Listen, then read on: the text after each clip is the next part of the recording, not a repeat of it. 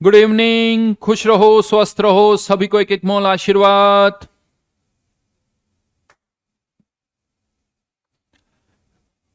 भाई क्लास क्यों नहीं होगी? क्लास तो होती है, रेगुलर होती है, हमेशा होती है।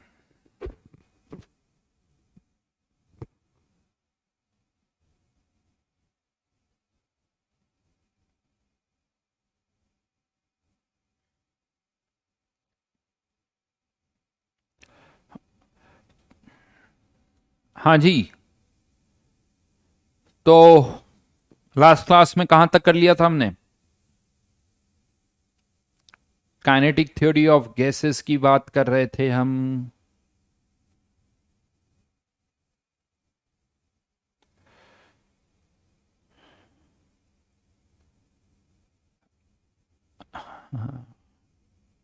Kinetic theory of gases. Okay.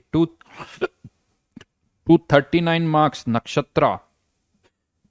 Very good. मैं बहुत स्मार्ट लग रहा हूं, उसके लिए भी धन्यवाद।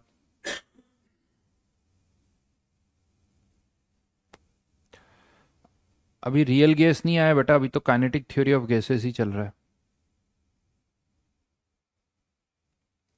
सर आप घर पर पढ़ाई करते हो क्या? देखो यार बेटा, फैक्ट तो ये कि अब तो इतना नहीं करते। बहुत साल हो गए। ऑलमोस्ट 20 ईयर्स हो गए पढ़ाते पढ़ाते, तो अब तो सब याद हो गया। कभी कभी कुछ कुछ चीज़ें अगले से देखनी होती तो देखते हैं। कुछ नया मिल जाता है तो उसके लिए।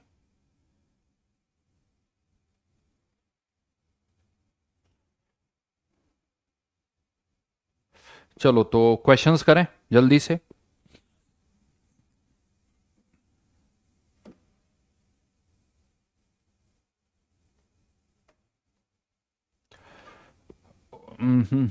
बोलिए। 37, 38।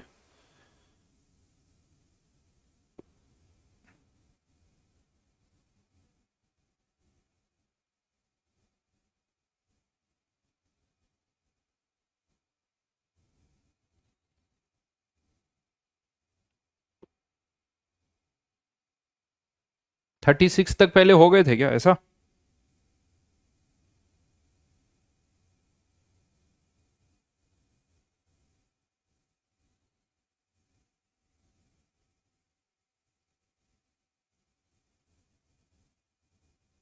127 रैंक है, बढ़िया जी बढ़िया।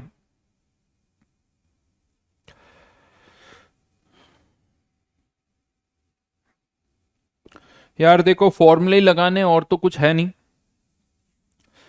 37th हो या 38।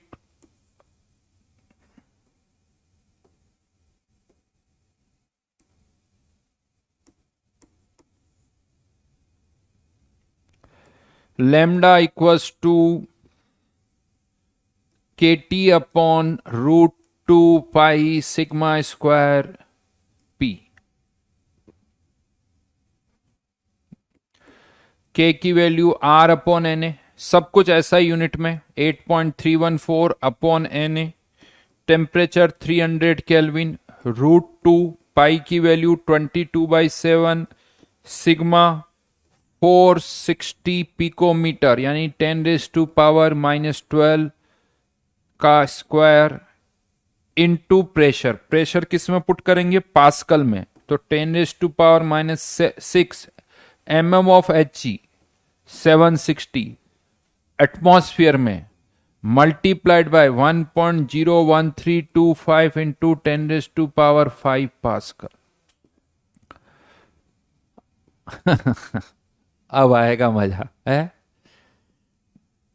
करो कैलकुलेशन बेटा, करो। हम्म, सोचो एक सेकंड के लिए। एक चैप्टर पर अब आप करते हो, एक छोटा सा एक चैप्टर जब हम करते हैं।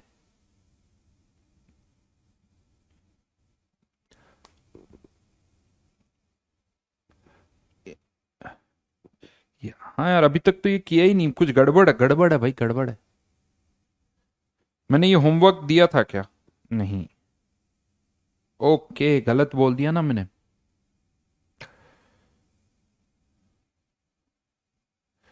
कुछ गड़बड़ हो रही है यार। किसी और का होमवर्क है ये तो।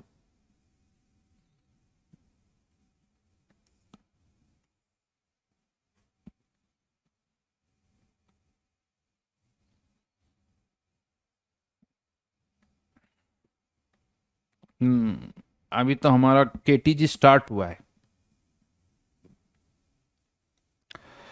37 38 समझ गया। नंबर ऑफ इफ्यूजन स्टेप्स वाला क्वेश्चन करना है। नंबर ऑफ इफ्यूजन स्टेप्स 38 बता देता हूं।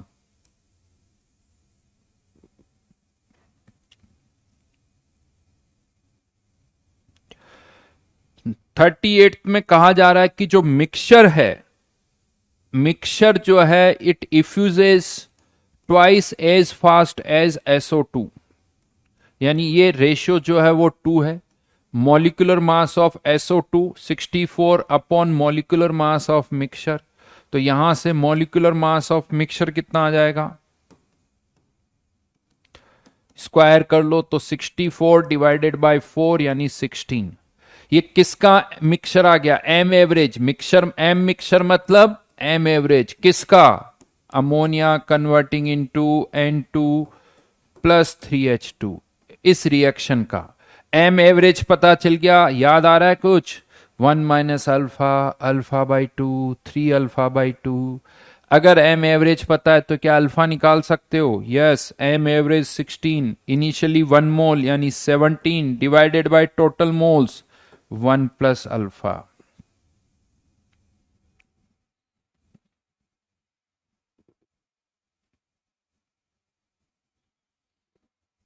और इसके अलावा क्या होमवर्क था, ये तो S1 में था, और क्या दिया था इसके अलावा मैंने।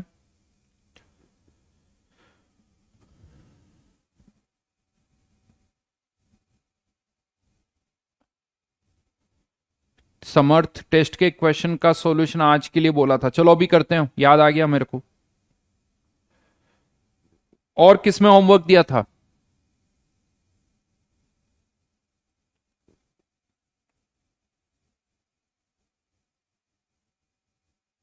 कुछ गड़बड़ दे दी यार फिर तो मैंने। S1 में 39 तक दिया था, 21,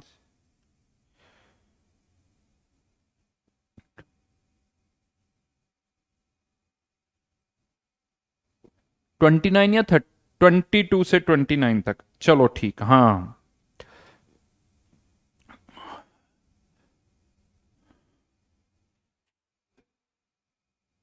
वापस दिखाना हूँ स्क्रीन।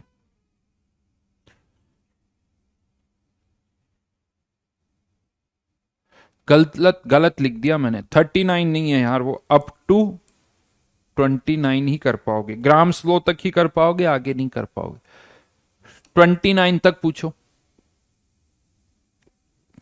S1 में अप टू 29 तक जो भी डाउट है।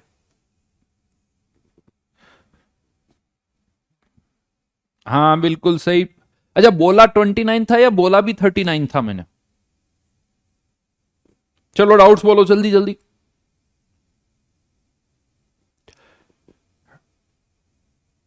यार 23 में कुछ नहीं है भाई, चिराग। नहीं चिराग नहीं है, चिराज। फॉर्मूला लगाओ चिराज। 23, SF6 के 100 मॉलिक्यूल्स हैं तो N2 के कितने होंगे, 100 मॉलिक्यूल्स SF6 के तो N2 के कितने होंगे, इक्वल्स टू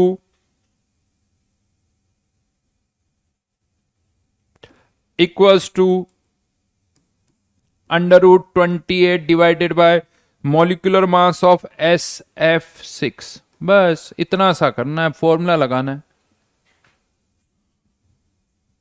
नेक्स्ट, और बोलो जल्दी से।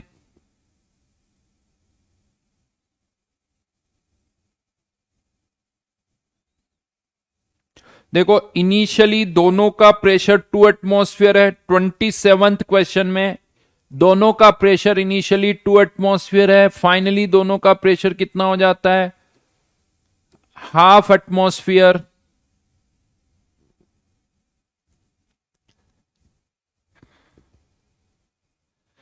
राइट, तो मतलब दोनों के इक्वल मोल्स इफ्यूज्ड हो रहे हैं, दोनों का प्रेशर में चेंज सेम है, तो दोनों के इक्वल मोल्स इफ्यूज्ड हो रहे हैं। तो टाइम बताना है, टाइम बताना है। अगर नाइट्रोजन को 1 आवर लगते हैं तो हाइड्रोजन को कितने लगेंगे? तो हाइड्रोजन को कितना टाइम लग रहा है? इक्वल मोल्स है, इसके भी एन मोल्स, इसके भी एन मोल्स, लेकिन टाइम दोनों का अलग अलग है, H2 और N2। इनिशियली दोनों का प्रेशर सेम है, 2 एटमॉस्फेयर 2 एटमॉस्फेयर, तो molecular mass of N2 divided by H2। Moles वाली टर्म कैंसिल आउट हो जाएगी, एक का टाइम पता है, दूसरे का टाइम निकल जाएगा। क्वेश्चन नंबर 28, क्वेश्चन नंबर 28 का थर्ड पार्ट, क्वेश्चन को ढंग से पढ़ो। रेट ऑफ इफ्यूजन का रेशियो तो निकालना है आपको, लेकिन कब का? आफ्टर 3 इफ्यूजन स्टेप्स जो मिक्सचर आपको मिल रहा है, आफ्टर 3 इफ्यूजन स्टेप्स जो मिक्सचर हमें मिलेगा, उसमें SO2 और CH4 के कितने मोल्स होंगे? उसमें SO2 और CH4 के कितने मोल्स होंगे?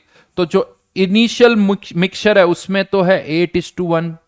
After 3 effusion steps 16 divided by 64 की पावर 3, 1/2, यानी ये आ जाता है 1/1।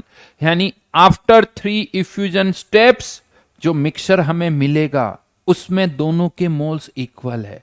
अब इसकी रेट ऑफ इफ्यूजन का रेशियो निकालना है, इसकी रेट ऑफ इफ्यूजन का रेशियो निकालना है। अब हमारे पास मोल रेशियो 1:1 है। अगर मोल रेशियो 1:1 है तो आंसर अब आप निकालो कितना आएगा। 1:1 molecular mass of methane upon SO2 which is 64, यानी आंसर इज 1/2। क्वेश्चन को पढ़ो, सब समझ में आएगा। If the mixture obtained by effusing out a mixture after 3 effusing steps, यही आंसर है बेटा। ये तो 3 इफ्यूजन स्टेप्स के बाद मिक्सचर है, 3 इफ्यूजन स्टेप्स के बाद मिक्सचर है। अब इस मिक्सचर की रेट ऑफ इफ्यूजन निकालनी है, इस मिक्सचर के लिए रेट ऑफ इफ्यूजन का रेशियो निकालना है।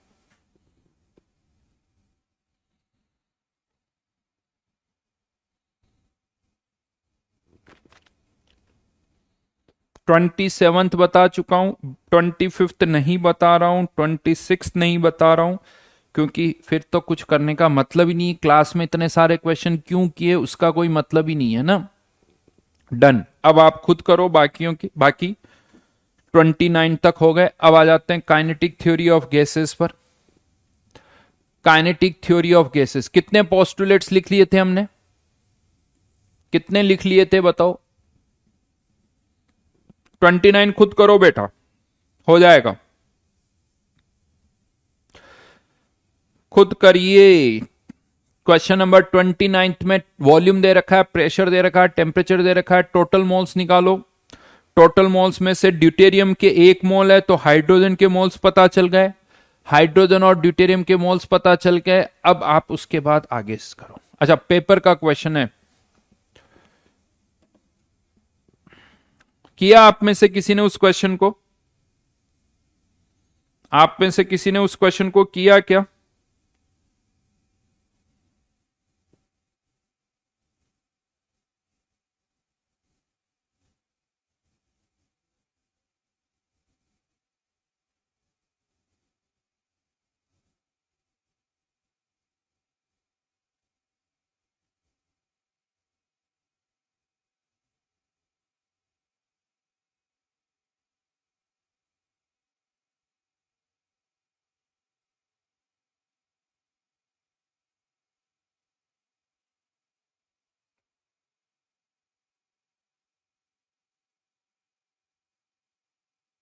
सर नोट्स की एक कॉपी भर गई, बहुत बढ़िया बेटा, अच्छी बात है।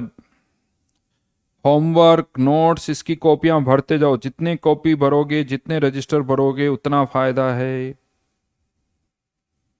1 मिनट में क्वेश्चन ढूंढ लेता हूं। हम्म, बड़ा इंटरेस्टिंग क्वेश्चन है।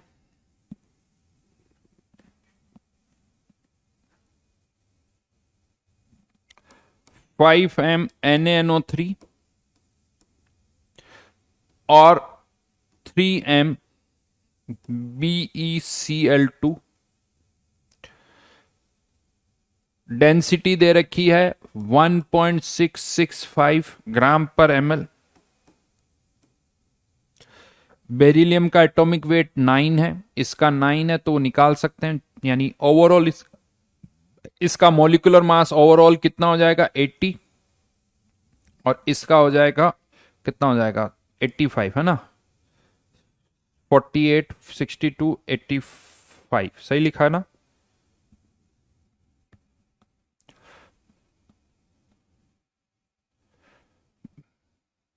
देव अब बेटा नहीं यार, ऐसे काम नहीं चलता है। अब इस क्वेश्चन में, और मैं आपको बताऊं इस बार के जेई का भी जो पेपर हुआ है, आपको पता उसमें मिक्सिंग से एक क्वेश्चन आया था, शायद मैंने लास्ट टाइम भी आपको बताया होगा, जिसमें मोलरिटी को मोलरिटी में कन्वर्ट करना है। सृजन कह रहा सर इसकी कॉपी पतली होगी इसीलिए भर गई, हमारी तो अभी आधी भी नहीं भरी। भाई अब तो ये बात लॉजिक तो है, नंबर ऑफ पेजेस पे बात करें नहीं, और नंबर ऑफ पेजेस भी छोटी कॉपी है, रजिस्टर यूज किया करो जो भी कर रहे हो, ताकि ज्यादा पेजेस ना भरे। इस क्वेश्चन में एक ही सॉल्यूशन में दोनों हैं, और पूछा क्या जा रहा है आपको, सभी आयंस की कंसंट्रेशन का सम, मोलरिटी यानी सबकी मोलरिटी।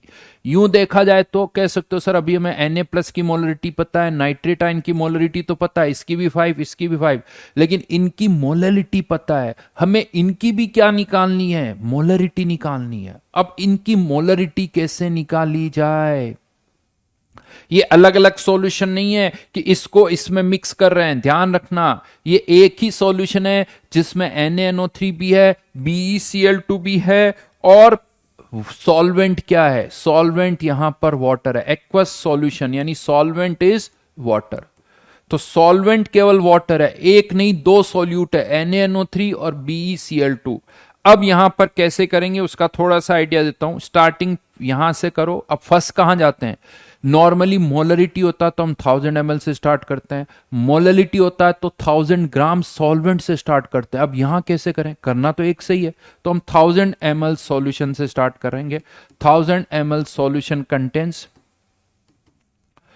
5 मोल NaNO3, 5 मोल NaNO3, 5 मोल NaNO3 का मास कितना हो जाएगा 5 इंटू 85, यानी ये आ जाता है 425 ग्राम, 425 ग्राम। देखते रहना यार, कैलकुलेशन करते रहना, सही कर रहा हूं कुछ गलत हो तो फटाफट बता देना कैलकुलेशन में, है ना।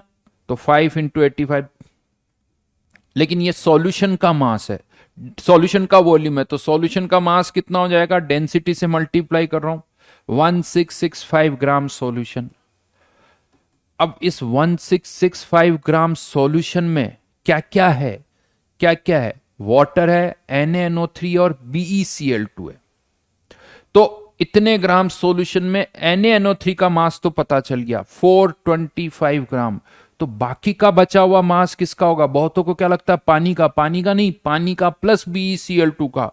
तो mass of water plus BeCl2, ये दोनों का मास कितना होगा 1665 माइनस 425, यानी इसको सॉल्व करेंगे तो ये आ जाता है 1220 ग्राम, 400 कम हुए, 1220 नहीं 1240 ग्राम। ये किसका मास आया, इन दोनों का। अब हमें ये नहीं पता कि हमें ये तो पता चल गया कि 1000 ml में पानी और BeCl2 का इतना मास है, लेकिन इसमें BeCl2 का कितना है, क्योंकि हमें BeCl2 के मोल्स पता करने हैं। BeCl2 के अगर मोल्स पता चल जाएंगे, वो कितने ml में होंगे, 1000 ml में होंगे, तो 1000 ml में BeCl2 के मोल्स पता चल गए तो उसकी मोलरिटी पता चल जाएगी। बट अब कैसे पता करें कि पानी कितना और BeCl2 कितना है, तो मैं मान लेता हूं कि इसके x ग्राम है, तो पानी कितना ग्राम होगा, पानी कितने ग्राम होगा 1240 माइनस x ग्राम पानी हो जाएगा। अब मोलरिटी कैसे निकलेगी, molarity of BeCl2, of BeCl2। ये स्टेप्स बड़ी इंपॉर्टेंट है। एक्स और ये वाली जो मैं मान रहा हूं, यहां गड़बड़ होती। मोलरिटी क्वेश्चन में दे रखी कितनी है, 3, और अगर एक्स की टर्म में निकालें तो इसके एक्स ग्राम मतलब एक्स डिवाइडेड बाय 80।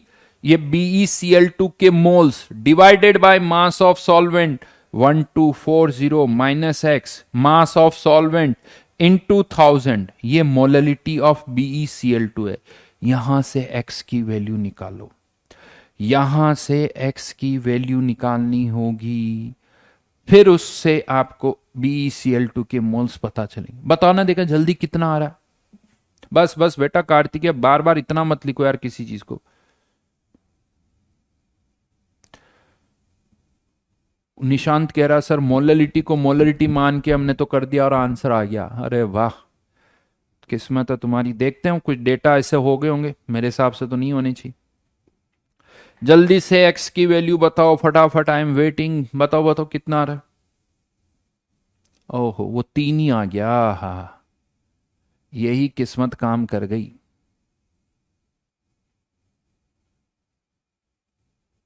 क्योंकि यहां से भी 3, ये भी 3 आ रहा होगा, इसीलिए वो आंसर सेम आ गया। या 3 आंसर आ रहा है, कुछ और आ रहा है। एक्स की वैल्यू 240 आ रही क्या? हाँ, वो एक्स की वैल्यू 240, इसीलिए। अरे यार, डेटा बदलना पड़ेगा। एक्चुअली यहां से x इक्वल्स टू कितना आ गया, 240 ग्राम, यानी कितने मोल्स, 3 मोल्स। 3 मोल्स, तो मोलरिटी भी इसकी 3 होगी। ये 3 मोल कितने ग्राम ml में, 1000 ml में। तो मोलरिटी ऑफ BeCl2 भी कितनी आ गई, 3 हो गई, इसीलिए आंसर आ गया। वो इसीलिए आंसर आ गया क्योंकि सेम आ रहा है।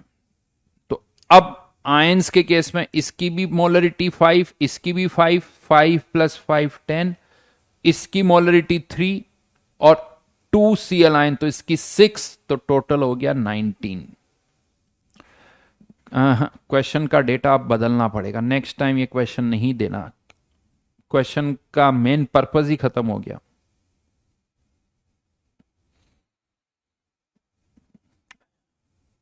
चलो कोई नहीं, यही तो, जिसने क्वेश्चन को अच्छे से रीड किया उसने लगा कि यार ऐसे गड़बड़ हो रही तो छोड़ दिया, और जिसने क्वेश्चन को गलत रीड किया आंसर उसका आ गया। किस्मत है, क्योंकि उसने एम को कैपिटल एम पढ़ा, सॉल्व कर दिया, और किस्मत से हो रहा है। चलो ठीक है, वापस आ जाते हैं काइनेटिक थ्योरी ऑफ गैसेस पर। नहीं करेंगे अमरेंद्र जी, ये दोनों आपस में रिएक्ट नहीं करते हैं, दे रखा है तो क्यों करेंगे। NaNO3BeCl2, कोई रिएक्शन नहीं होगी। काइनेटिक थ्योरी ऑफ गैसेस पर आ रहा हूं मैं। 2 पोस्टुलेट्स लिख लिए थे। पहला पोस्टुलेट लिखा था कि जो मॉलिक्यूल्स होते हैं उनकी साइज बहुत कम होती है, उनकी साइज को हम पॉइंट पार्टिकल की तरह मान सकते हैं, कंटेनर के रेस्पेक्ट में उनकी साइज को नेग्लेक्ट कर सकते हैं। दूसरा पॉइंट जो था, अट्रैक्शन को नेग्लेक्ट किया जा सकता है, इंटरमोलिकुलर अट्रैक्शंस को हमने नेग्लेक्ट कर दिया। क्यों ऐसा कर रहे हैं, क्योंकि गैसेस जितनी भी स्पेस होती है उसको ऑक्यूपाई कर लेता है। तो यहां पर अब जब आप मैकेनिक्स लगाओगे तो मॉलिक्यूल्स के बीच के अट्रैक्शन को कंसिडर करने की कोई जरूरत नहीं है। मॉलिक्यूल्स एक दूसरे को अट्रैक्ट नहीं कर रहे हैं, तो मॉलिक्यूल्स के बीच में अट्रैक्शन को नेग्लेक्ट कर सकते हैं। इसीलिए हम अभी हम आगे कहेंगे, मॉलिक्यूल्स जब ट्रेवल करते हैं तो एक स्ट्रेट पाथ में ट्रेवल करते हैं, क्योंकि मॉलिक्यूल्स के बीच में कोई अट्रैक्शन नहीं है। तो मॉलिक्यूल्स रेंडमली मूव करते हैं, बट एक स्ट्रेट लाइन में मूव करते हैं। उनकी डायरेक्शन तभी चेंज होती है जब वो किसी के साथ कोलाइड करते हैं। तो थर्ड पॉइंट पर पहले मैं आ रहा हूं। Third point is gaseous molecules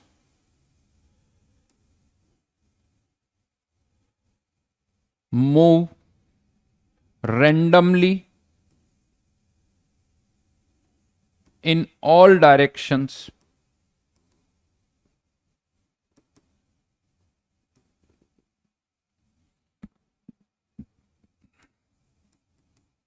with constant speed with constant speed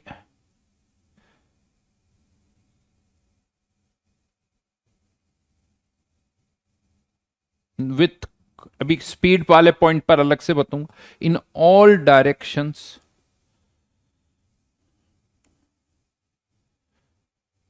in all directions that is shows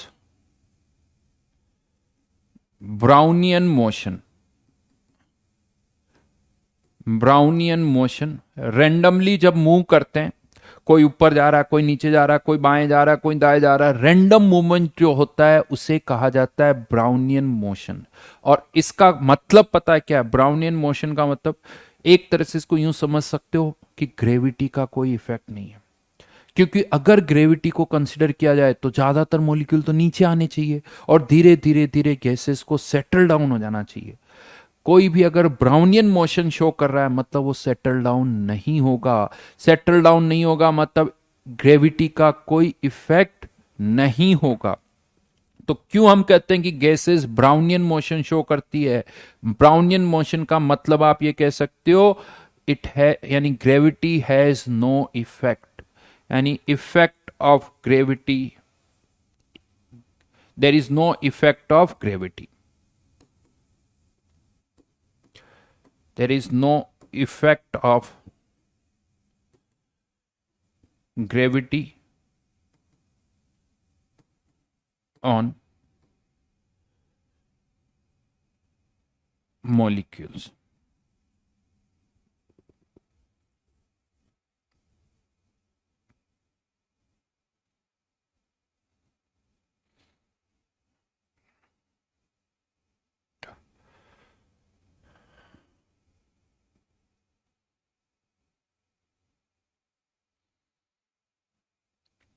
यानी रैंडम मोशन शो करते हैं, ग्रेविटी का कोई इफेक्ट नहीं है। क्यों ऐसा हम कह रहे हैं? क्योंकि वो सेटल डाउन नहीं होते हैं, बिकॉज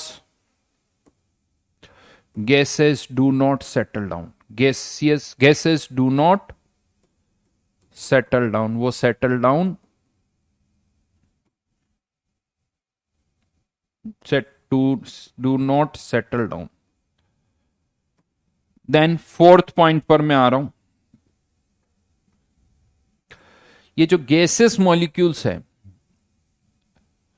ये स्ट्रेट पाथ में मूव करते हैं। Molecules moves in straight path in between the collision, in between the collision, एक स्ट्रेट पाथ में ट्रेवल करते हैं।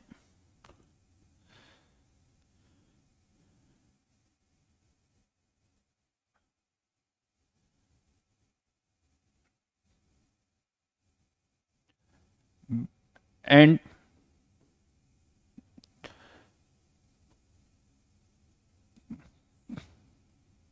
collision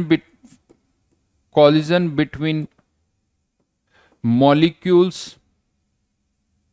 and with the wall of container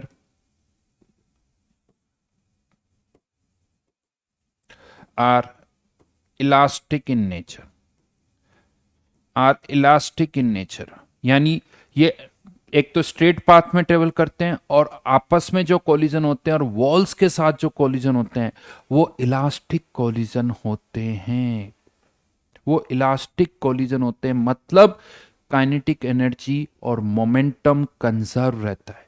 kinetic energy की मेनली बात करते हैं, मोमेंटम थोड़ा फिजिक्स का वर्ड है तो उस पर मैं ज़्यादा डिस्कस नहीं करेंगे, बट काइनेटिक एनर्जी जो है वो कांस्टेंट रहती है, कंजर्व रहती है। हाँ, लेकिन इसका मतलब ये नहीं कि स्पीड कांस्टेंट रहती है। टकराने पर किसी एक मॉलिक्यूल की अगर स्पीड बढ़ रही है तो किसी और की कम हो जाती है, किसी एक की काइनेटिक एनर्जी बढ़ जाती है तो किसी एक की काइनेटिक एनर्जी कम हो जाती है।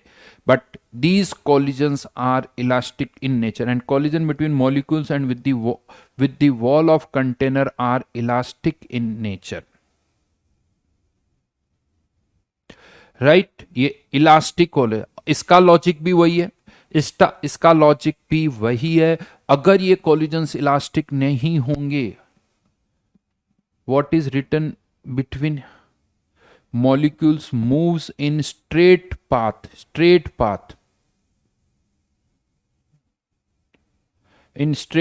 in between, ठीक है, राइट।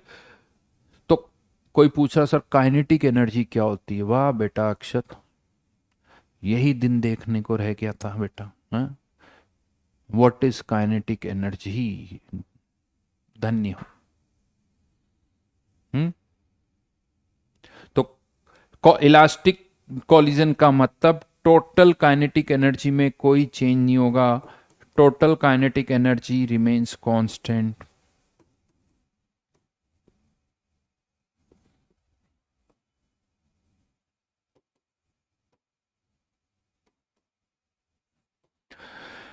क्यों ऐसा कह रहे हैं, अगर अगर काइनेटिक एनर्जी में लॉस होता तो धीरे धीरे धीरे काइनेटिक एनर्जी कम होती जाती, स्पीड कम होती जाती और गैसेस जो है वो लिक्विड में कन्वर्ट हो जाती, गैसेस लिक्विड में कन्वर्ट हो जाती, लेकिन ऐसा नहीं होता है। इसका मतलब काइनेटिक एनर्जी में कोई लॉस नहीं हो रहा है।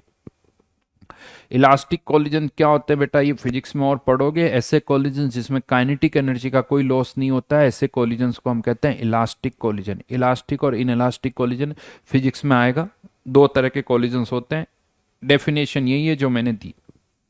फर्दर यहां पर गैसेस मॉलिक्यूल्स जो होते हैं, गैसेस के कारण जो प्रेशर लगता है वो क्यों लगता है, उनके मास के कारण नहीं लगता है, क्योंकि ग्रेविटी का इफेक्ट तो बहुत कम है, उसे नेग्लेक्ट कर चुके हैं। तो गैसेस प्रेशर क्यों एक्सर्ट करती है, जब वो कंटेनर की वॉल से टकराती है तो pressure exerted by the molecules is due to the collision between molecules and wall of the container। Molecules और कंटेनर की वॉल में जो कॉलिजन होता है उसके कारण प्रेशर लगता है, मतलब मास के कारण कोई प्रेशर नहीं लगता है। HDG वाला फॉर्मूला यहां नहीं लगाओगे, HDG वाला फॉर्मूला नहीं लगेगा क्योंकि मास बहुत कम होता है। तो pressure exerted by the molecules is due to the collision between molecule and the wall of the container. इसीलिए कंटेनर में हर जगह प्रेशर उतना ही लगता है, यहां पर भी प्रेशर P है, यहां पर भी प्रेशर P है, यहां पर भी P है, हर तरफ प्रेशर इक्वल होता। अगर मास के कारण प्रेशर होता तो हर जगह अलग अलग होता, नीचे प्रेशर ज्यादा होता, ऊपर प्रेशर कम होता, लेफ्ट में तो होता ही नहीं। मास के कारण लेफ्ट में प्रेशर नहीं लगता है, मास तो नीचे, mg फोर्स नीचे लग रहा है तो वो फिर प्रेशर भी नीचे लग रहा होता। बट गैसेस का प्रेशर सभी डायरेक्शन में होता है, लेफ्ट राइट टॉप बॉटम, और वो इक्वल होगा क्योंकि प्रेशर जो लग रहा है ड्यू टू कॉलिजन, और कॉलिजन सब तरफ एक जैसा होता है, रैंडम मूवमेंट है तो प्रेशर सभी तरफ इक्वल लगता है। देन सिक्स्थ पॉइंट,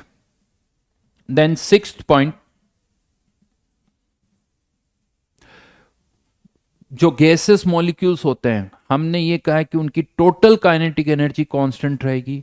बट इसका मतलब ये नहीं कि हर एक की काइनेटिक एनर्जी सेम है, हर एक मॉलिक्यूल की स्पीड सेम है। मॉलिक्यूल्स जब आपस में एक दूसरे से टकराते हैं तो किसी की स्पीड बढ़ जाती है, किसी की स्पीड कम हो जाती है। तो एक कंटेनर में सभी मॉलिक्यूल्स की स्पीड एक जैसी नहीं होती है। Molecules move with different speed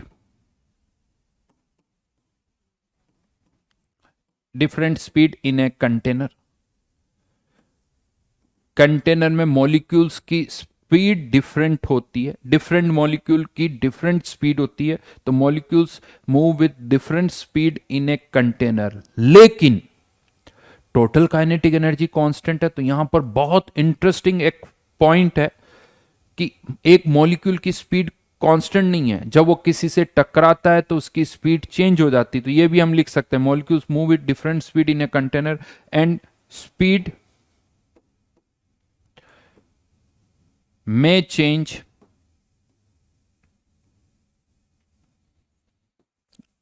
due to collisions. Speed में चेंज ड्यू टू कॉलिजन, टकराने पर किसी की स्पीड बढ़ जाएगी, किसी की स्पीड कम हो जाएगी। लेकिन यहां पर एक इंटरेस्टिंग फैक्ट है, और वो ये है कि किसी एक रेंज के बीच में जो नंबर ऑफ पार्टिकल्स होंगे वो हमेशा फिक्स्ड होंगे। किसी एक रेंज से मतलब मान लो 100 से 200 मीटर पर सेकंड के बीच में, 100 से 200 मीटर पर सेकंड के बीच में N1 मॉलिक्यूल्स मूव कर रहे हैं किसी टाइम पर, 200 से 300 के बीच में N2 है, 300 से 400 के बीच में N3 है। तो ये नंबर हमेशा फिक्स रहेगा, ये नंबर हमेशा फिक्स रहेगा। ऐसा हो सकता है कि टकराने के बाद किसी एक मॉलिक्यूल की स्पीड बढ़ के 200 से 300 की रेंज में आ जाएगी, तो कोई एक मॉलिक्यूल 200 इस रेंज से इसमें चला जाएगा। यानी एक रेंज के बीच में नंबर ऑफ पार्टिकल्स जो रहेंगे वो हमेशा फिक्स रहेंगे, क्योंकि अगर ये चेंज हो गए तो टोटल काइनेटिक एनर्जी चेंज हो जाएगी, और टोटल काइनेटिक एनर्जी कांस्टेंट है। तो यूं मान लो कि इसमें से एक पार्टिकल इधर चला गया तो इसमें से एक इधर आ जाएगा। इस तरह से एक रेंज के बीच में नंबर ऑफ पार्टिकल्स हमेशा फिक्स रहेंगे, वो कभी चेंज नहीं होंगे, वो फिक्स्ड है। यानी यहां पर हम क्या लिख सकते हैं, number of particles moving in a range of speed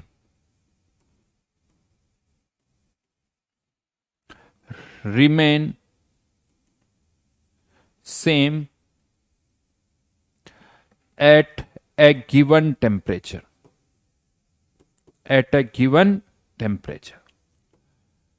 अगर टेम्परेचर फिक्स है तो किसी एक रेंज के बीच में नंबर ऑफ पार्टिकल्स फिक्स होंगे। वो पार्टिकल्स कौन से होंगे, वो N1 पार्टिकल्स फिक्स नहीं होंगे। इस रेंज वाला इधर आ गया तो इस रेंज वाला इधर चला जाएगा, लेकिन नंबर ऑफ पार्टिकल्स हमेशा फिक्स रहेंगे, नंबर ऑफ पार्टिकल्स हमेशा फिक्स रहेंगे। देखो एक बड़ी अच्छी सी चीज है, एक सेंटेंस, यानी है अब आप कहते हो ना रेंडमनेस है, केसेस में रेंडमनेस है, बट रेंडमनेस के कारण कुछ तो फिक्स्ड है।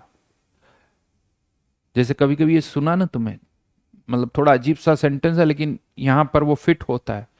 एक सेंटेंस तो रेंडमनेस के कारण ही कुछ फिक्स हो रहा है। फिक्स क्या हो रहा है रेंडमनेस के कारण, इस रेंज में मॉलिक्यूल फिक्स है, इस रेंज में फिक्स्ड है, इस रेंज में फिक्स है। जैसे होता है चोरों के भी कुछ वसूल होते हैं, कुछ रूल्स होते हैं। अब आप दो अजीब से सेंटेंस है चोरों के, लेकिन वही वाली बात है कि रेंडमनेस के कारण number of particles N1 equals to N2 equals to N3 नहीं बोला मैंने। ये नहीं कहा कि N1 N2 N3 बराबर है, मैंने कहा कि यहां N1 है, यहां N2 है, यहां N3 है। N1 N2 N3 बराबर होता तो अलग अलग क्यों लिखता, N ही लिखता ना। हाँ उसूल, सॉरी वसूल बोल दिया मैंने, गलत लाइन बोल दी, बिल्कुल सही कहा। चोरों के भी कुछ उसूल होते हैं।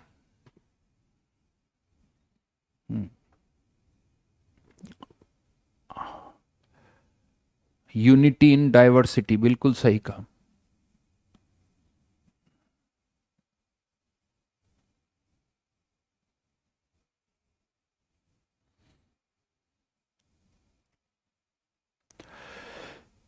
अरे भाई किसी ने, गैसेस नॉर्मली एयर की इतनी डेंसिटी थोड़ी होती बेटा। एलपीजी और वो सब लिक्विफाइड, एलपीजी का पूरा नाम पता है, लिक्विफाइड पेट्रोलियम गैस। उसको लिक्विड में कन्वर्ट कर रहे हो, लिक्विड में करोगे तो डेंसिटी ज्यादा होगी ना, तब की अलग बात है। तो यहां पर कोई कह रहा है कि सर चिंता मत करो, वसूल और उसूल हम भावनाएं समझ गए आपकी, बिल्कुल सही कह रहे हो तुम। पूर्वी ने कहा हाँ, फील ट्रांसफर हो जाना चाहिए।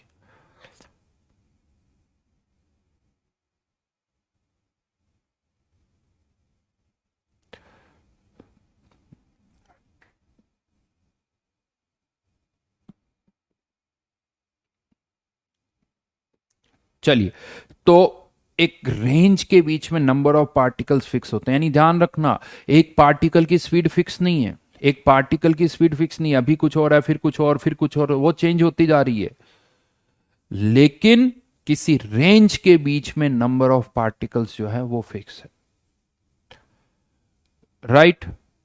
इवन बड़ा इंटरेस्टिंग चीज है, यानी हम कहते हैं ना गैसेस का मूवमेंट रेंडम है, बट इस रेंडमनेस से यूनिफॉर्मिटी आती है। आपको पता है रेंडमनेस गिव्स यूनिफॉर्मिटी, ये भी वैसा ही सेंटेंस है, unity in diversity, randomness gives uniformity. एक तो वर्ड रेंडमनेस, दूसरी तरफ यूनिफॉर्मिटी। जैसे आप जिस रूम में बैठे हुए हो ना, आप सोचो हर एक वॉल पर इक्वल प्रेशर लग रहा है, लेफ्ट वाले पे भी उतना ही, राइट पे भी उतना ही, टॉप पर बॉटम पे। यानी गैसेस, हम कहते हैं गैसेस मॉलिक्यूल रेंडमली मूव कर रहे हैं, लेकिन सोचो अभी जितने मॉलिक्यूल्स लेफ्ट वॉल से टकरा रहे हैं, 1 आवर के बाद भी उतने ही टकरा रहे होंगे, 10 आवर्स के बाद भी उतने ही टकरा रहे होंगे। क्या वही मॉलिक्यूल्स टकरा रहे होंगे 1 आवर के बाद? नहीं, पता नहीं उसमें से कितने ऑक्सीजन मॉलिक्यूल तो आप खा जाओगे अभी।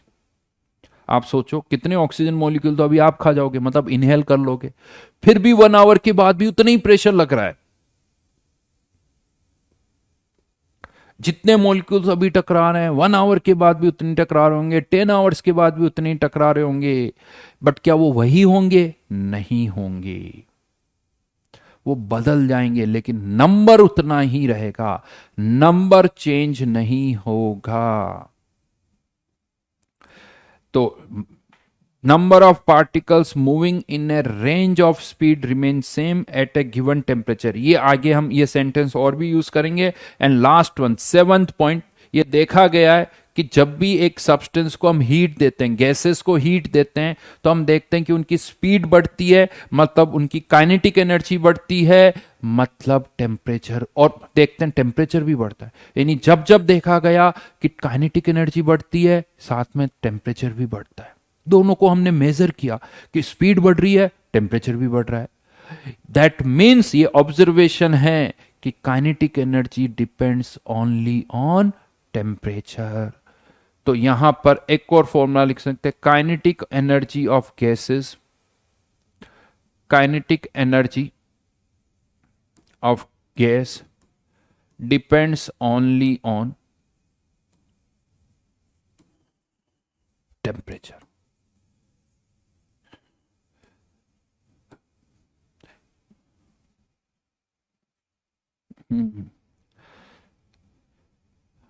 प्रियांश कह रहा सर इनहेल भी करते हैं और एक्सेल भी करते हैं रूम में। हैं प्रियांश, कमरे में ही एक्सेल करते हो? नहीं, ऐसा मत किया करो यार।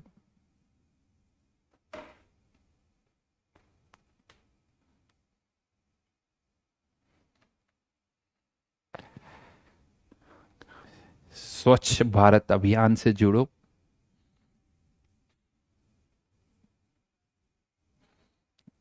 अच्छा, अरे भाई मुझे CO2 की बात करो, फिर ठीक है, फिर ठीक है।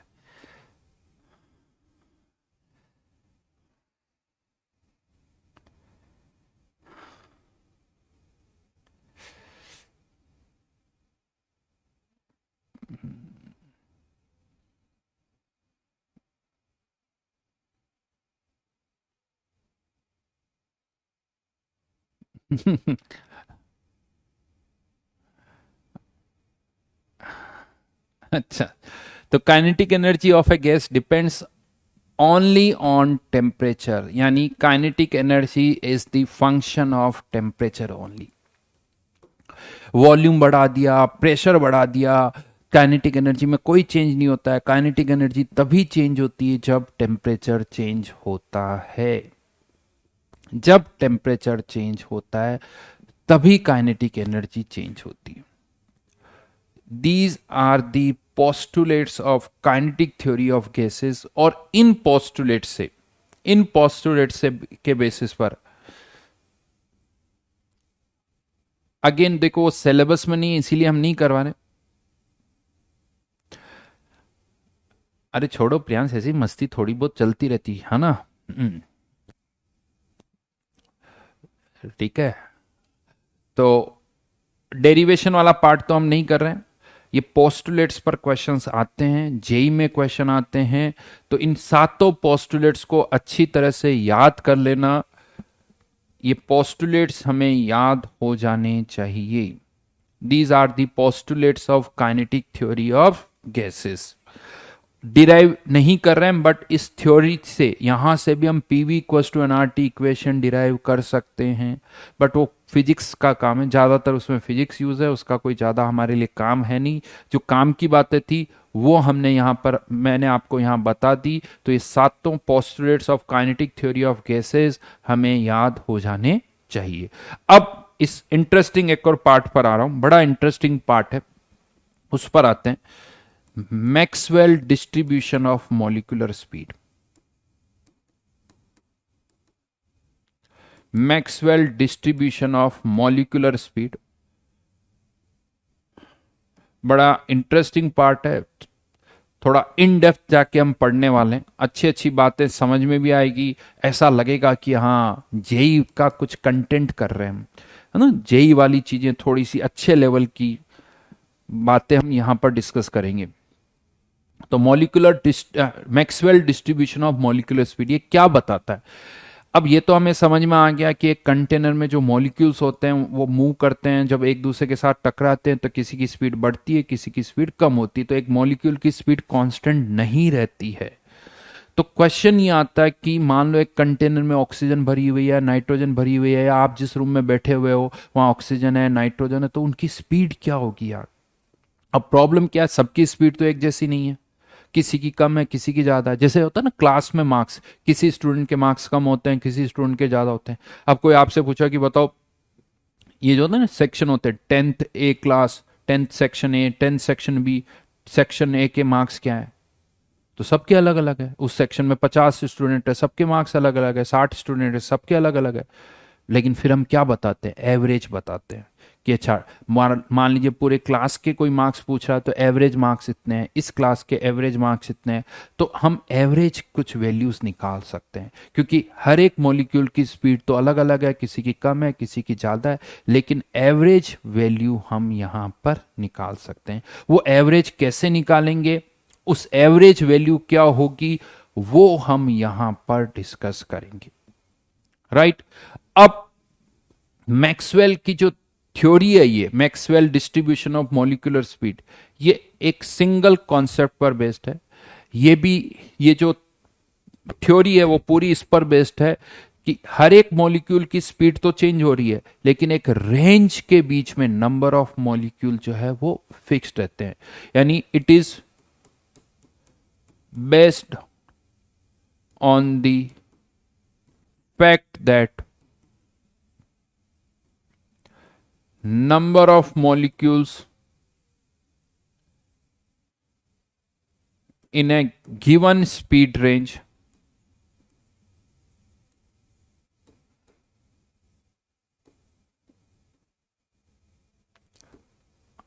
are constant.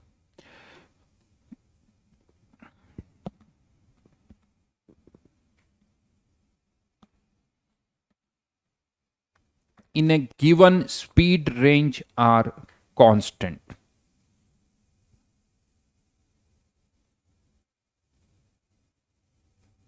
Right?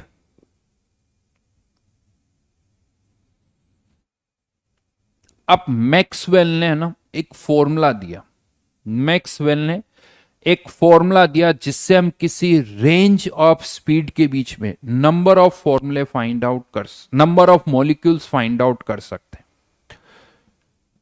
Number of molecules find out कर सकते हैं। वो फॉर्मूला क्या है,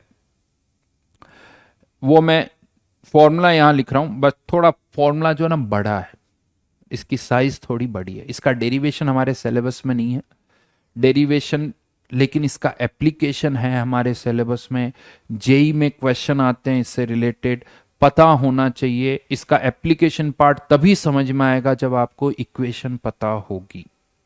जब आपको इक्वेशन पता होगी तभी समझ में आएगा। तो वो इक्वेशन मैं लिख रहा हूं यहां पर, याद हो जाएगी आपको, 4 5 10 बार लिखोगे सब याद हो जाएगी। And equation is 4πn m upon 2πRT की पावर 3/2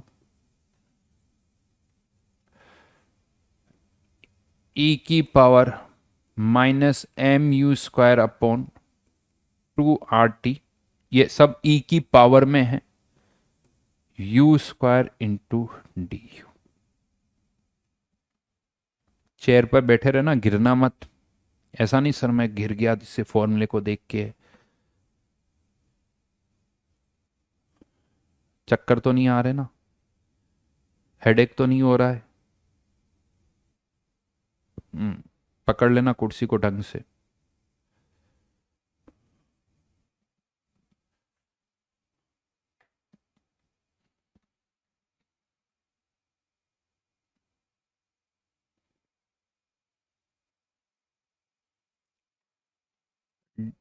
क्या मतलब है अभी बताऊंगा।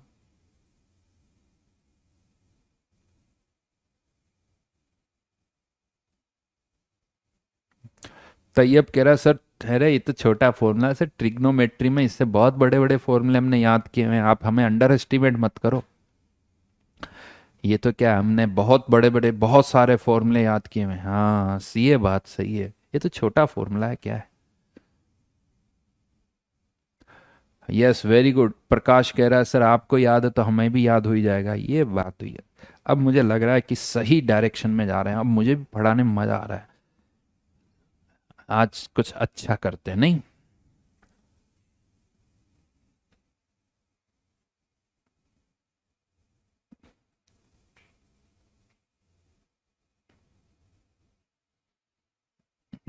सर एक बार और लिख दीजिए, एक बार और लिखने से क्या हो जाएगा।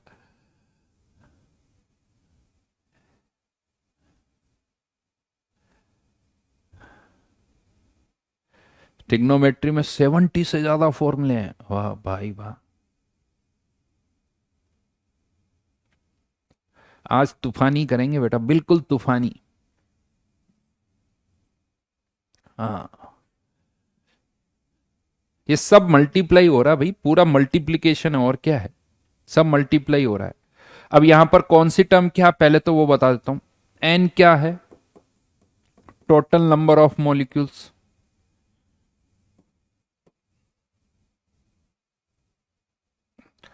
एम क्या है, मोलर मास।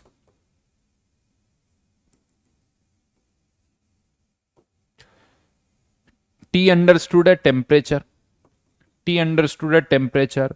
आर अंडरस्टूड है gas constant, R gas constant है। क्या है ये Y, what is Y, number of molecules in a speed range या number of molecules having speed between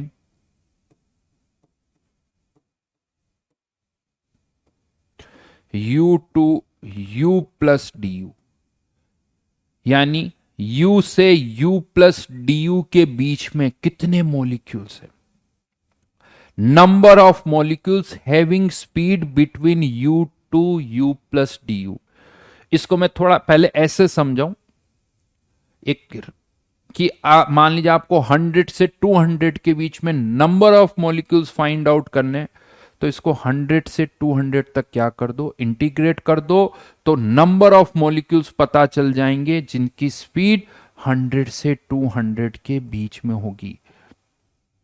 100 से 200 के बीच में होगी। हाँ इंटीग्रेट करना पड़ेगा आपको, क्या करना पड़ेगा, इंटीग्रेट फ्रॉम 100 टू 200। तो क्या पता चल जाएंगे, number of molecules, number of molecules, बस उस रेंज में पता चलेंगे, उस रेंज में पता चलेंगे। फ्रॉम 100 to 200, इसको इंटीग्रेट करना पड़ेगा। 200 से 300 चाहिए, इंटीग्रेट कर दो। 300 से 400 चाहिए, इंटीग्रेट कर दो। u क्या है भाई? स्पीड है यार। Having speed between u to u plus pv, तो u क्या होगा?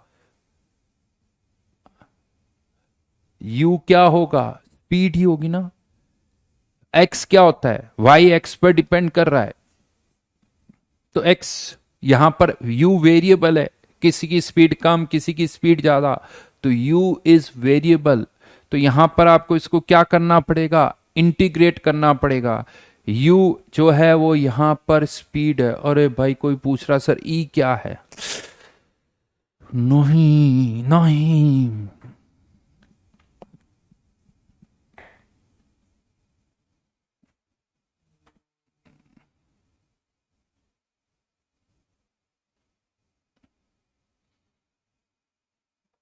हम्म। अरे ई क्या है ये पूछोगे? डिफ्रेंशिएट करते हो ना फिजिक्स में थोड़ा बहुत। y equals to X square, D Y equals to 2x dx।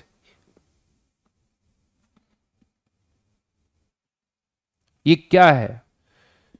ये x में स्मॉल चेंज, x में स्मॉल चेंज होने पर y में कितना चेंज होगा? बट ये for small change in x, y में कितना चेंज हो रहा है? That is D Y. X में जब थोड़ा सा चेंज होगा तो y में कितना चेंज होगा? तो ये यहां पर भी क्या है?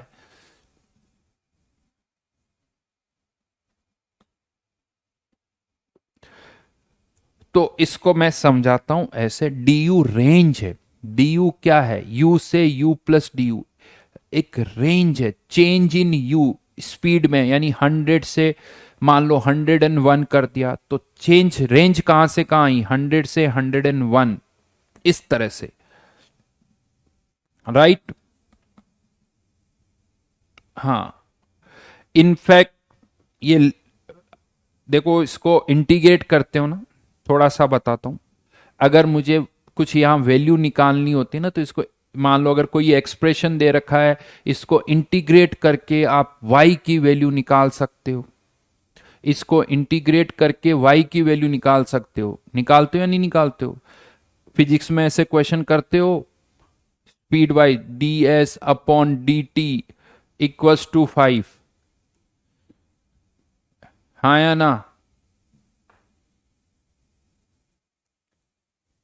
तो इसको इंटीग्रेट कर सकते हो। D S equals to 5 dt।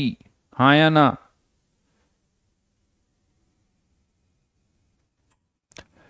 तो इसको इंटीग्रेट करोगे 0 से t, तो डिस्टेंस ट्रेवल 0 से s। हाँ या ना?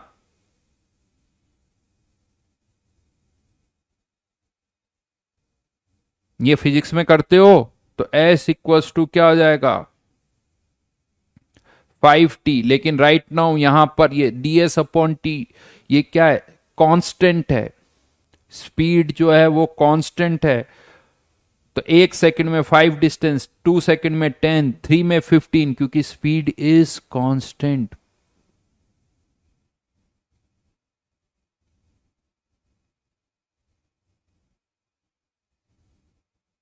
दीपिका कह रही सर ये सब आता है, पढ़ाया नहीं है। तो उसी तरह से, उसी तरीके से इनफैक्ट यहां पर ये बेसिकली, सिंस यहां डी यू है, या तो वाई लिख दो, बट बेसिकली बुक्स में यहां पर भी वाई नहीं लिखा होता। मैंने समझाने के लिए थोड़ा लिखा है, बट बुक्स में जैसे यहां पर डी एन होता है, यानी ज्यादा अच्छा वाई की बजाय वाई हटा रहा हूं, डी एन। और इस वाई की जगह भी क्या लिख रहा हूं? D N. क्योंकि यहां डी यू है तो यहां डी एन। इंटीग्रेट कर दोगे, इसको भी इंटीग्रेट कर दोगे, तो इंटीग्रेट करने पर क्या आ जाएंगे? Number of particles. ऐसे नंबर ऑफ पार्टिकल्स। तो अभी नॉर्मली बुक्स में देखोगे तो केवल ऐसे लिखा जाता है डीएन। डीएन यानी number of particles. Number of particles जिनकी स्पीड u से u प्लस du के बीच में है। जैसे यहां पर लिख दो ना, इधर ds इधर dt, इंटीग्रेट कर दोगे तो ds का इंटीग्रेशन क्या आ जाएगा, s आ जाएगा। ds का इंटीग्रेशन क्या आया, s। उसी तरह से यहां पर dn का इंटीग्रेशन क्या आ जाएगा, n आ जाएगा। n मतलब नंबर ऑफ पार्टिकल्स। अभी इंटीग्रेट नहीं किया इसीलिए dn लिखा है, इंटीग्रेट करोगे तो क्या आ जाएगा, n आ जाएगा। इस पर क्वेश्चन नहीं करवाने, इंटीग्रेशन इसका भी हमें नहीं करना है। लेकिन यहां से एक छोटी सी चीज आती है, यहां से एक छोटी सी बात आती है, सुनो। क्वेश्चन ये आता है कि इस मैक्सवेल इक्वेशन से हमें क्या पता चलेगा, किसी रेंज के बीच में कितने नंबर ऑफ पार्टिकल्स हैं, किसी रेंज के बीच में कितने नंबर ऑफ पार्टिकल्स हैं, वो हम यहां से फाइंड आउट कर सकते हैं। क्या करना पड़ेगा, 100 से 200 number of particles find out करने हैं। 100 से 200 इंटीग्रेट कर दो तो dn मतलब dn से क्या आ जाएगा, इंटीग्रेट करने पर n आ जाएगा, यानी नंबर ऑफ पार्टिकल्स पता चल जाएंगे। बट क्या हमेशा रेंज में ही पता चलेंगे, यस, आपको रेंज में ही पता चलेंगे। रेंज ऑफ पार्टिकल्स में पता चलेंगे। इसका एक लॉजिक देता हूं, आपको पता है, सुन लो मेरी बात पहले। जो अब नॉर्मली मैं आपको बताऊं, कोई भी डेटा आप मेजर करते हो ना, कोई भी, वो एक रेंज में ही करते हो, वो एक रेंज में ही करते हो। फॉर एग्जाम्पल जैसे लेट से आपको मान लो एक पॉइंट से दूसरे पॉइंट की डिस्टेंस मेजर करनी है, एक पॉइंट से दूसरे पॉइंट की डिस्टेंस मेजर करनी है। आप एक स्केल यूज करते हो, एक स्केल यूज करते हो। अब सोचो उस स्केल पर कुछ इस तरह से नंबरिंग मार्किंग होती है, 1 2 3 4 5, फिर 1 2 3 4 5, ऐसे नहीं, 1 mm 2 mm 3 mm। अब मुझे इस पॉइंट से इसकी डिस्टेंस अगर मैं देखूं तो वो जो डिस्टेंस है, अब वो ये पॉइंट अगर क्या होगा, इन दोनों के ऐसे कुछ बीच में आ रहा है। बट हमारी जो स्केल है उसका मिनिमम काउंट क्या है, 1 mm। यानी यहां से 1 2 3 4 5 6 7 8, या तो 8 मिलीमीटर मेजर कर पाऊंगा या 9, या तो मेरा आंसर 8 होगा या मेरा आंसर 9 होगा। बट एक्चुअल में जो डिस्टेंस है वो तो 8 और 9 के बीच में है। आपको लग रहा है कि और कुछ सोफिस्टिकेटेड हम स्केल यूज करेंगे तो उसमें भी हो सकता है 2 पॉइंट्स के बीच में आ जाए वो। तो क्या होता है, आप में से कोई बोल देगा 8 मिलीमीटर, कोई बोल देगा 9 मिलीमीटर। एक्चुअल में जो डिस्टेंस है वो तो 8 से 9 के बीच में। जैसे आप किसी का वेट मेजर कर रहे हो, अब आपके पास मान लो केवल किलोग्राम ही है, मिनिमम वेइंग 1 किलोग्राम 2 किलोग्राम, तो आप वेट मेजर करोगे तो क्या कहोगे, या तो 60 या 61 या 62। बट उसका वेट एग्जैक्टली ना तो 60 है ना 61 है, बट आपके पास लिमिटेशन है कि आप या तो 60 मेजर कर पाओगे या 61। तो आप कितना भी लोअर पर जाओगे, हमेशा क्या होगा, कोई ना कोई एक मिनिमम वैल्यू आपकी रेंज होगी, मिनिमम काउंट होगा, उससे ज्यादा एक्यूरेटली आप मेजर नहीं कर सकते हो, जिसे हम लिस्ट काउंट बोलते हैं। जिसे हम लिस्ट काउंट बोलते हैं कि यार या तो इतने mm या इतने mm, या इतने किलोग्राम या इतने किलोग्राम, यानी एक रेंज में। हम नॉर्मली कहते हैं कि इस कार की स्पीड 60 किलोमीटर पर आवर है, बट वो एग्जैक्टली 60 है ही नहीं, वो उससे थोड़ी कम, ज्यादा भी हो सकती है, कम भी हो सकती है। ठीक है, हमने 60 बोल दिया, तो हमें ऐसा लगता है कि हम एग्जैक्ट वैल्यू फाइंड आउट कर सकते हैं, बट फैक्ट यह है कि आप एग्जैक्टली तो कुछ भी फाइंड आउट नहीं कर सकते हो। हमेशा एक रेंज होती है, ठीक है, हम उस रेंज को मान लेते हैं, जैसे 9.3 या इसके आसपास कुछ, 9 से 10 के बीच में, तो कोई 9 बोल देता है, कोई 10 बोल देता है। यस, वर्नियर कैलिपर जो होते हैं, इन सब का अपना एक लिस्ट काउंट होता है कि इतनी मेजर कर सकते हो, इससे कम डिस्टेंस आप मेजर नहीं कर सकते, इससे कम, यानी कम इन द सेंस इससे और एक्यूरेटली आप कुछ भी मेजर नहीं कर सकते। राइट। तो उसी तरह से बहुत सारे कोई भी मॉलिक्यूल मूव करा तो उसकी एग्जैक्ट स्पीड तो आपको पता ही नहीं है। हमेशा हम जो मेजर करते हैं वो भी एक रेंज में ही मेजर करते हैं। इसीलिए मैक्सवेल डिस्ट्रीब्यूशन भी आपको क्या बताता है, एक रेंज के बीच में कितने नंबर ऑफ पार्टिकल्स हैं वो हम यहां से फाइंड आउट कर सकते हैं। हां, फिर एक अलग बात है कि अगर एक रेंज बहुत छोटी है, अगर रेंज बहुत छोटी है, जैसे मान लो 60 से 61, तो ठीक है यार, बहुत छोटी सी रेंज है ना, तो मान लो सबकी स्पीड 60 है। 100 से 101, अब कौन बोले 100 से 101, मान लो सबकी स्पीड 100 है। 200 से 201, सबकी स्पीड 200 मान लो, या आपकी इच्छा तो एवरेज ले लो। इस तरह से ताकि लैंग्वेज को हम क्या कर सके, आसान कर सके।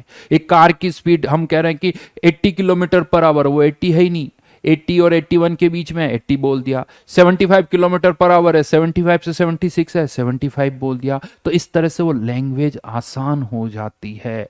अदरवाइज अगर आप कहते हो टाइम मेजर कर रहे हो, कितने सेकंड्स हुए, 55, वो 55 एग्जैक्ट सेकंड्स नहीं है, 55 और 56 के बीच में कुछ होंगे, हमने 55 बोल दिया, या 55 बोल दिया क्योंकि 54 से 56 के बीच में हो रहा था। तो इस तरह से हम रेंज में ही निकाल सकते हैं।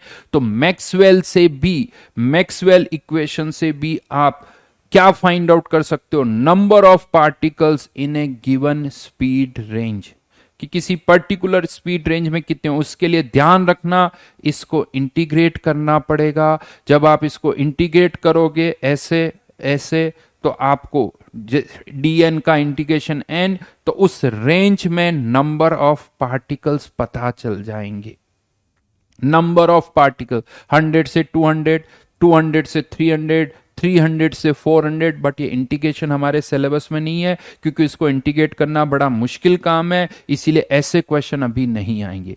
बट यहां से लेट्स से अब आपको ये पता चल गया, आपको ये पता चल गया यहां से कि dn1 पार्टिकल्स ऐसे हैं जिनकी स्पीड u1 है। अब देखिए इन सब की स्पीड u1 नहीं होगी, एक रेंज में होगी, बट अगर वो रेंज बहुत छोटी तो मैं कह सकता हूं सबकी स्पीड u1 है। dn2 ऐसे पार्टिकल्स है जिनकी स्पीड u2 है। dn3 ऐसे पार्टिकल्स है जिनकी स्पीड u3 है। रेंज बहुत छोटी यानी u1 प्लस du है, u2 प्लस du है, लेकिन ये du बहुत छोटा है तो उसे हम क्या बोल सकते हैं, u1। du बहुत छोटा है तो u2 बोल सकता हूं। तो अब हम इनका क्या ले सकते हैं, एवरेज। तो एवरेज निकालें तो क्या आ जाएगा, dn1 पार्टिकल्स ऐसे हैं जिनकी स्पीड u1 है, dn2 पार्टिकल्स ऐसे हैं जिनकी स्पीड u2 है, so on, divided by total number of particles dn1 plus dn2 plus dn3, इस तरह से, राइट। यहां पर इसका dn into u upon total number of particles dn,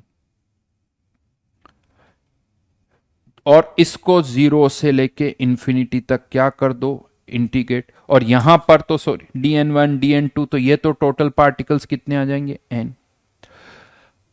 अब यहां पर क्या करना है, ये dn की वैल्यू जो पिछले फॉर्मूला लिखा हुआ था वो यहां पुट कर दो, और इसको क्या करना पड़ेगा, इंटीग्रेट। सुन रहे हो मेरी बात, dn, यहां से dn का ये फॉर्मूला यहां पुट कर दो और इंटीग्रेट कर दो। पूरा हमें नहीं करना है, बट ये फाइनली आंसर आ जाता है 8RT/πm,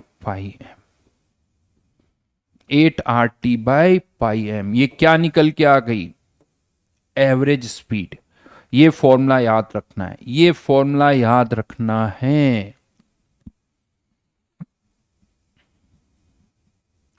सुनो बेटा लैंग्वेज को सब, देव dn1 dn2 dn3 ये क्या है, नंबर ऑफ पार्टिकल्स,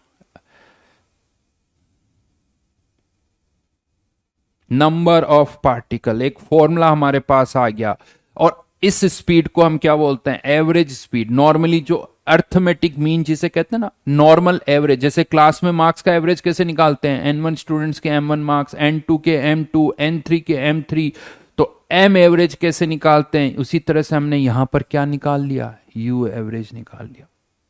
यहां पर हमने क्या निकाल लिया, u एवरेज निकाल लिया, राइट नाउ। लेकिन एवरेज निकालने के बहुत सारे तरीके होते हैं, और भी तरीके होते हैं एवरेज निकालने के। जैसे मैं आपको बताऊं, आपने पढ़ा होगा मीन, मोड, मीडियन, ये वर्ड बोलते हैं ना। मीन जो होता है वो अर्थमेटिक मीन भी होता है, ज्योमेट्रिक मीन भी होता है। अर्थमेटिक और ज्योमेट्रिक मीन क्या होता है आपको पता है? यानी अर्थमेटिक मीन में हम ऐड करके उतने ही नंबर से डिवाइड कर देते हैं। मान लो एक स्टूडेंट के मार्क्स है 5, एक के है 6, एक के है मान लो 8। अर्थमेटिक मीन में क्या किया जाता है? एक स्टूडेंट के मार्क्स 5, एक के 6, एक के 8, इन तीनों को डिवाइड ऐड करके डिवाइड कर दो, that is simple arithmetic mean. Geometric mean क्या होता है पता है आपको? ज्योमेट्रिक मीन क्या होता है? इनको मल्टीप्लाई करो, तीनों स्टूडेंट्स के मार्क्स को, raise to the power 1/3। 3 student है 1/3, 4 स्टूडेंट के मार्क्स है 1/4, 5 स्टूडेंट्स के मार्क्स है 1/5। ये कौन सा मीन कहलाता है? Geometric mean.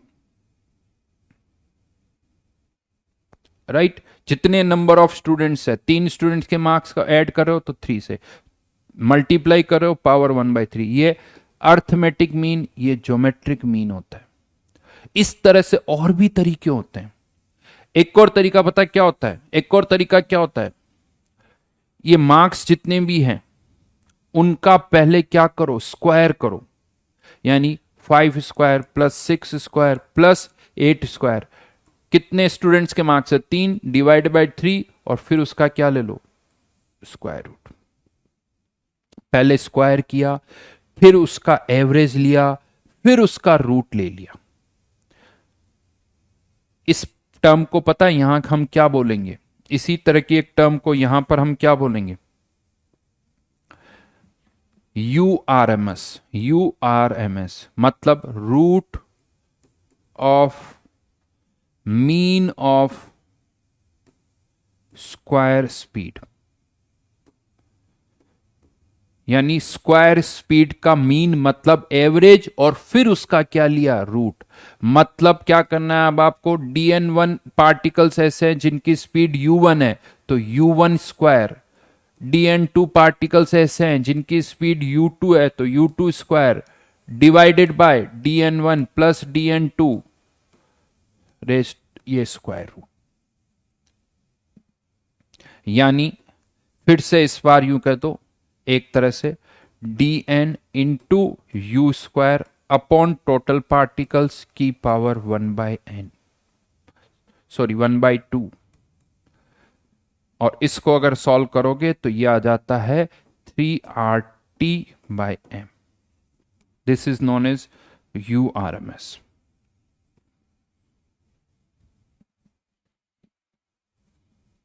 आंसर से सेम नहीं आएगा।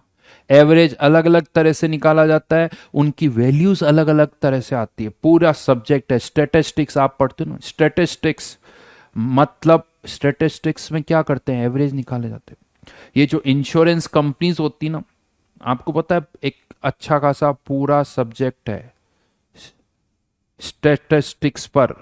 कोर्सेज होते हैं इसके, एक्चुरीज के कोर्सेज बोले जाते हैं, एक्चुरियल साइंस बोली जाती है, जहां पर स्टैटिस्टिक्स अच्छी खासी पढ़ाई जाती है, जिसमें हम कहते हैं अलग अलग तरह से एवरेज निकालो। अलग अलग तरह से एवरेज निकाला जाता है उनका। बिल्कुल सही कहा सृजन ने। इंडियन स्टैटिस्टिकल इंस्टीट्यूट कोलकाता में है ये, ISI कोलकाता में इंस्टीट्यूट है इसका।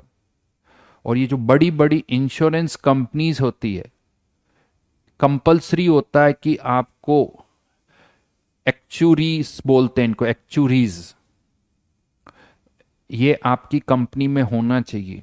जैसे एक कंपनी होती है ना, पब्लिक सेक्टर कंपनी, बड़ी बड़ी कंपनी, उनमें कंपनी सेक्रेटरी एक डिग्री होती है, आपको वो पर्सन हायर करना पड़ता है।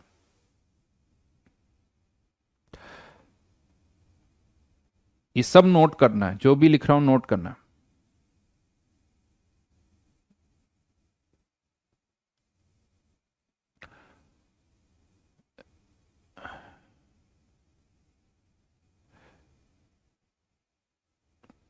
डिनोमिनेटर में इन्फाइनाइट नहीं आएगा, ऊपर आएगा वो।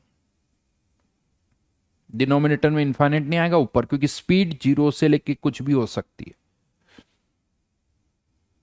ISI इंडियन स्टैटिस्टिकल इंस्टीट्यूट है बेटा, पाकिस्तान वाला नहीं है। और उसके आगे और एस मत लगा देना, IS मत कर देना तुम लोग। पता चला हम इंडियन स्टैटिस्टिकल इंस्टीट्यूट की बात करें, किसी ने उसके आगे और एस लगा दिया, है ना। किसी ने बोला sir I am from ISI Indian statistical institute, कागज पे लिखा हुआ है, किसी ने चुपके से उसके आगे एस और लगा दिया। हम्म।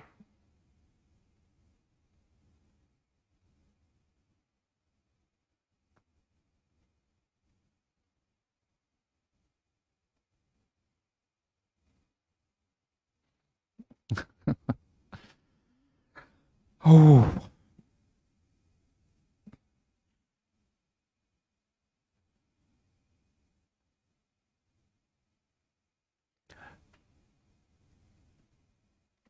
टोटल नंबर ऑफ पार्टिकल्स को मैंने डायरेक्ट यहां पर एन लिख दिया, टोटल नंबर ऑफ पार्टिकल्स को डायरेक्ट एन लिख दिया। अंकित कह रहा सर एस लगाने से क्या हो गया, सही बात है। फाइनली हमारे पास एक फॉर्मूला आ गया।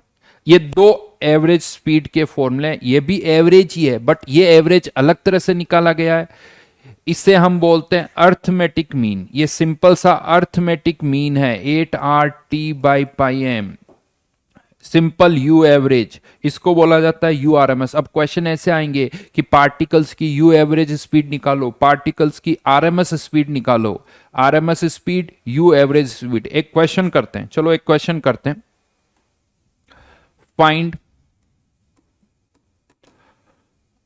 RMS speed, URMS of hydrogen at 300 kelvin. Hydrogen की 300 केल्विन पर URMS स्पीड निकाल के बताओ क्या आएगा।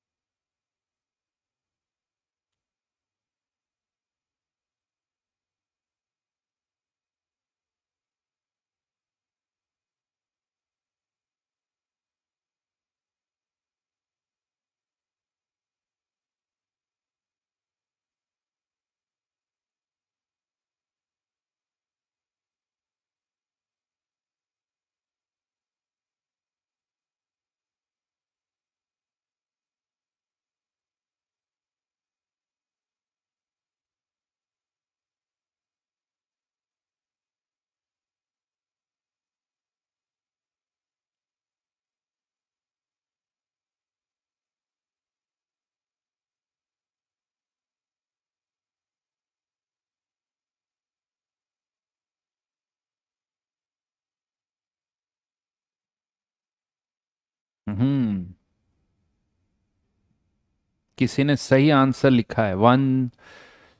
कौन कौन है वो? जतिन, और जतिन का आंसर दिख रहा है, अनिकेश का भी दिख रहा है, प्रथमेश का भी दिख रहा है। ज्यादातर का आंसर आ रहा है 6, ज्यादातर का आंसर आ रहा है 6। अब बताओ इसमें आर की वैल्यू क्या पुट कर रहे हैं भाई हम लोग, और ये जो आंसर आ रहा है ये किस यूनिट में आ रहा है? 6 मीटर पर सेकंड है, किलोमीटर पर सेकंड है, किलोमीटर पर आवर है, क्या है ये 6 जो आपका आंसर है किस यूनिट में है? या हम किसी भी यूनिट में डेटा पुट करें, 6 है बस आंसर है। तुम्हारे पास कितने रुपए हैं? 6। अरे भाई 6,000 है, 6 lakhs है, 6 करोड़ है, 6 बिलियन है, 6 ट्रिलियन है, कितने हैं? आगे कुछ मतलब फर्क पड़ता है या नहीं पड़ता है यूनिट से? 6 है बस है। गलत है 6 आंसर। फॉर्मूला है 3RT/m। सब कुछ ऐसा यूनिट में पुट करो।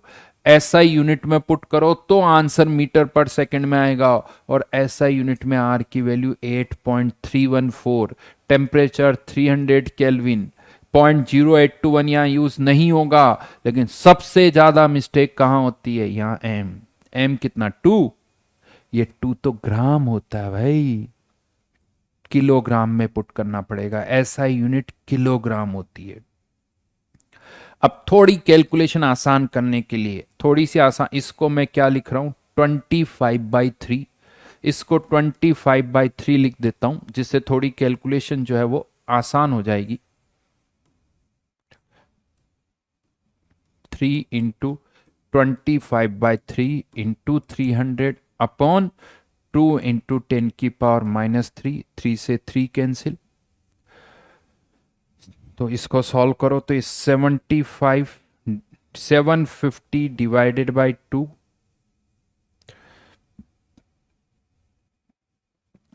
इंटू 10⁻⁻4, यानी 375 इंटू 10⁻4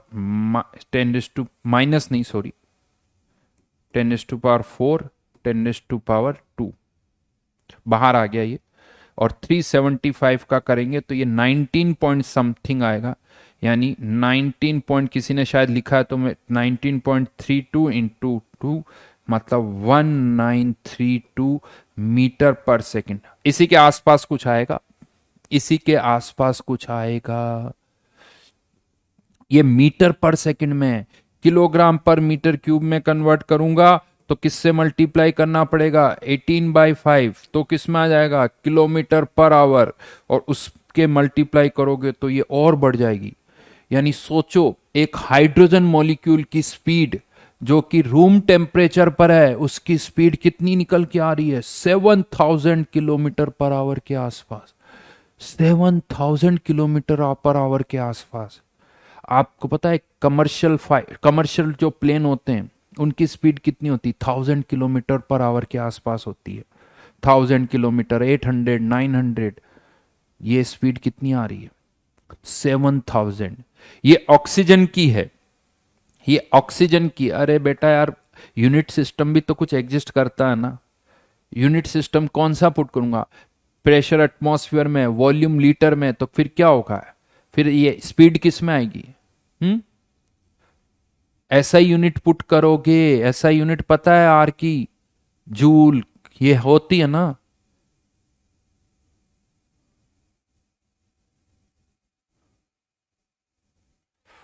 तो आप सोचो एक हाइड्रोजन कितनी स्पीड से, एक फाइटर प्लेन जो होता है, मैक 1 यानी स्पीड ऑफ लाइट की जब हम बात कर, स्पीड ऑफ साउंड की बात करते हैं, तो फाइटर प्लेन्स जो होते हैं उनकी स्पीड जो है लाइट की स्पीड के बराबर, या सिर्फ मैक 2 मतलब डबल, मैक 3 मतलब 3 टाइम्स।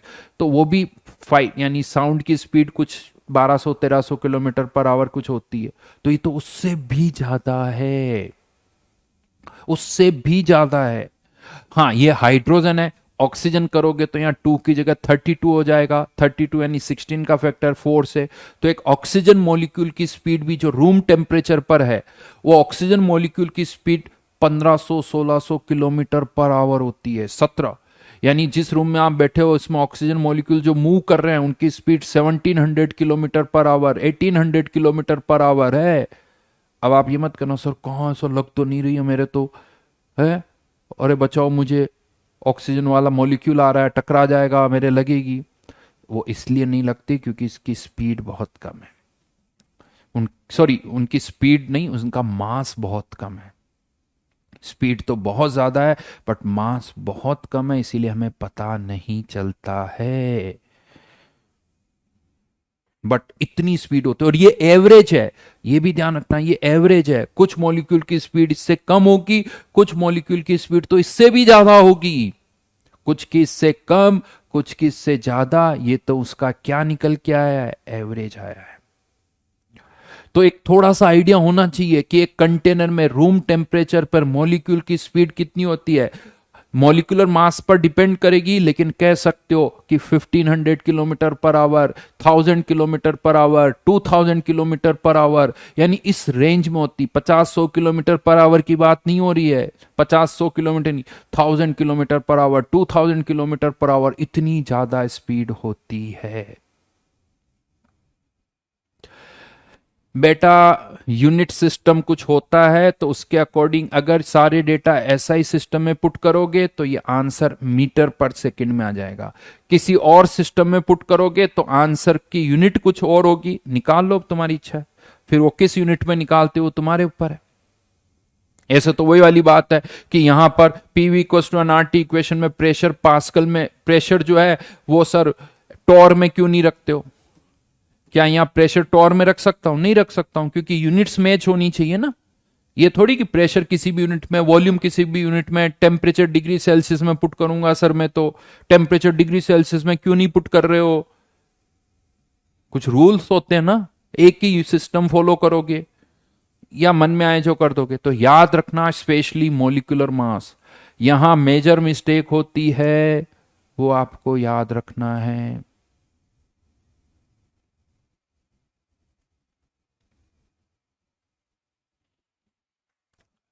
ठीक है, तो आज के लिए चलो यहीं तक करते हैं। इसके आगे मैक्सवेल से रिलेटेड मैं और बातें बताऊंगा, बट वो नेक्स्ट क्लास में करेंगे। होमवर्क की बात करें तो ज्यादा आज कोई होमवर्क नहीं है। जो अभी तक किया है उसी में से मैं कुछ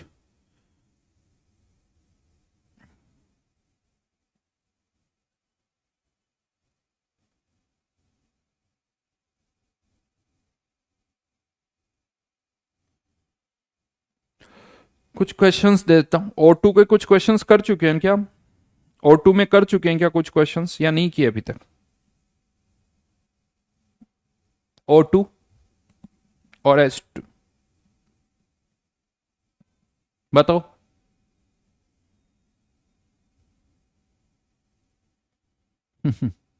5 रुपए की पेप्सी, लाइन तो जोरदार है।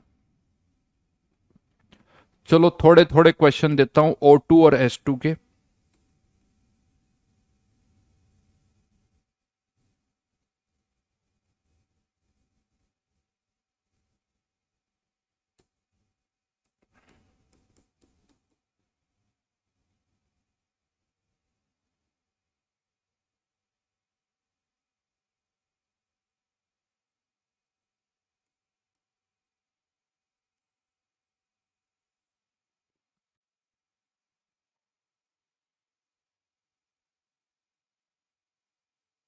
ठीक है, O2 S2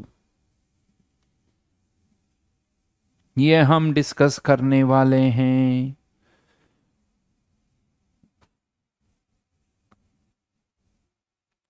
बेटा कोई बुक नहीं लेनी है, जो शीट में दे रहा हूं उसी को अच्छी तरह से करो। अच्छा O2 के कुछ हो गए, कोई बात नहीं, जो हो गए तो बाकी के कर लेना। बाकी के कर लेना, 1 से 3 हो गए ना, जो बचे हुए वो कर लेना। O2 के 1 से 3 हो गए तो 4 से 6 कर लो।